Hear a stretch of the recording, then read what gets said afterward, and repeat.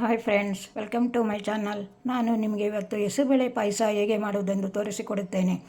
ಇವತ್ತು 26ನೇ ಇಸವಿ ಶುರುವಾಯಿತಲ್ಲ, ಹಾಗಾಗಿ ಸ್ವಲ್ಪ ಬಾಯಿ ಸಿಹಿ ಮಾಡಿಕೊಳ್ಳುವ ಎಂದು. ಹೆಸರುಬೇಳೆ ಪಾಯಸಕ್ಕೆ ಬೇಕಾಗುವ ಸಾಮಗ್ರಿಗಳು ಯಾವುದೆಂದರೆ 1 ಲೋಟ ಹೆಸರುಬೇಳೆ, 1 ಲೋಟ ಬೆಲ್ಲ, 1.5 ಕಡಿ ತೆಂಗಿನ ತುರಿ, ಇಷ್ಟು ದ್ರಾಕ್ಷಿ, ಒಣ ದ್ರಾಕ್ಷಿ, 1.5 ಚಮಚ ದೊಡ್ಡ ಚಮಚದಲ್ಲಿ ಗೋಧಿ ಹಿಟ್ಟು, ಅರ್ಧ ಚಮಚ ಏಲಕ್ಕಿ ಕಾಳು, 1 ಚಿಟಿಕೆ ಅರಿಶಿನ.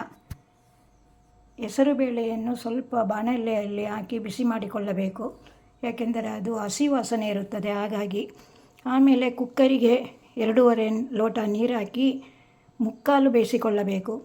ಫುಲ್ಲು ಬಜ್ಜಿ ಮಾಡಿಕೊಳ್ಳಬೇಡಿ, ಬೇಯಿಸಿ ಮುಕ್ಕಾಲು ಬೇಯಿಸಿಕೊಳ್ಳಿ. ಆಮೇಲೆ ಎಂತ ಮಾಡೋದು ಅಂತ ತೋರಿಸಿಕೊಡುತ್ತೇನೆ. ಹೀಗೆ ಸ್ವಲ್ಪ ಬಿಸಿ ಮಾಡಿಕೊಳ್ಳಿ, ಸ್ವಲ್ಪ ಹಸಿ ವಾಸನೆ ಹೋಗಬೇಕು.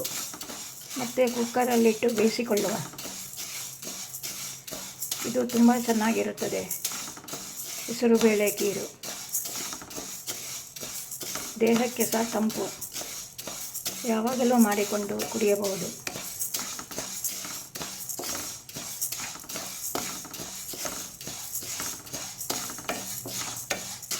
ಈಗ ಸಾಕು. ಇದನ್ನು ಕುಕ್ಕರಲ್ಲಿಟ್ಟು 2.5 ಲೋಟ ನೀರು ಹಾಕಿ ಬೇಯಿಸಿಕೊಂಡು ಬರುವ.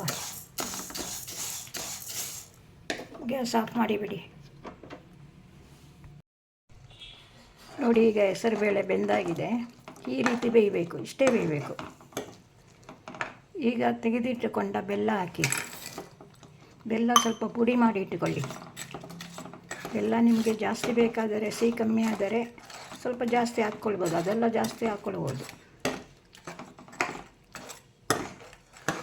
ಇದು ಚೆನ್ನಾಗಿ ಬೆಲ್ಲ ಕರಗಿ ಸ್ವಲ್ಪ ಬೆಲ್ಲ ಕುದಿ ಬರಬೇಕು. ಬೆಲ್ಲದ ವಾಸನೆ ಸಹ ಹೋಗಬೇಕು.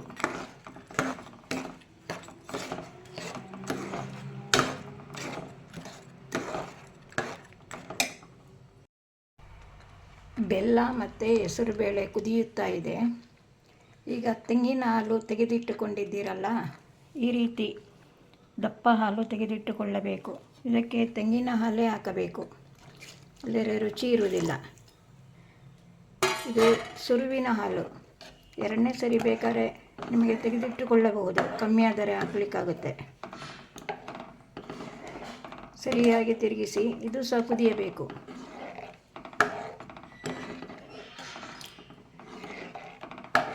ಹೀಗೆ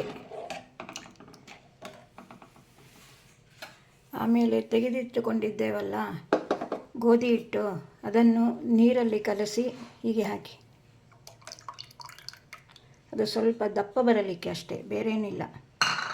ಬೇರೆ ಹೆಸರುಬೇಳೆ ತೆಳು ಬರುತ್ತದೆ, ತಿನ್ನುವಾಗ ಸರಿಯಾಗುವುದಿಲ್ಲ. ಅದಕ್ಕೆ ಸ್ವಲ್ಪ ದಪ್ಪ ಬರಲು 1 ಚಮಚ ಗೋಧಿ ಹಿಟ್ಟು ಹಾಕಬೇಕು. ಇದು ಈಗ ಕುದಿ ಬರಲಿ. ಈಗ ತುಪ್ಪದಲ್ಲಿ ಹುರಿದ ಗೋಡಂಬಿ ಮತ್ತು ದ್ರಾಕ್ಷಿಯನ್ನು ಹಾಕುವ. ಎಷ್ಟು ಚೆನ್ನಾಗಿದೆ ನೋಡಿ.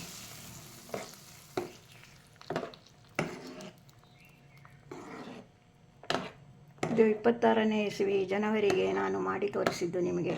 ನೀವು ನಿಮ್ಮ ಮನೆಯಲ್ಲಿ ಮಾಡಿಕೊಂಡು ತಿನ್ನಿ ಫ್ರೆಂಡ್ಸ್. ವರ್ಷ ಇಡೀ ಸಿಹಿಯಾಗಿರಬೇಕು, ಸಿಹಿ ಮಾತಾಡಬೇಕು. ಹೆಸರುಬೇಳೆ ಪಾಯಸ ರೆಡಿ ಆಯಿತು. ಬಾಯ್ ಫ್ರೆಂಡ್ಸ್, ಇನ್ನೊಂದು ವಿಡಿಯೋದಲ್ಲಿ ಸಿಗುತ್ತೇನೆ.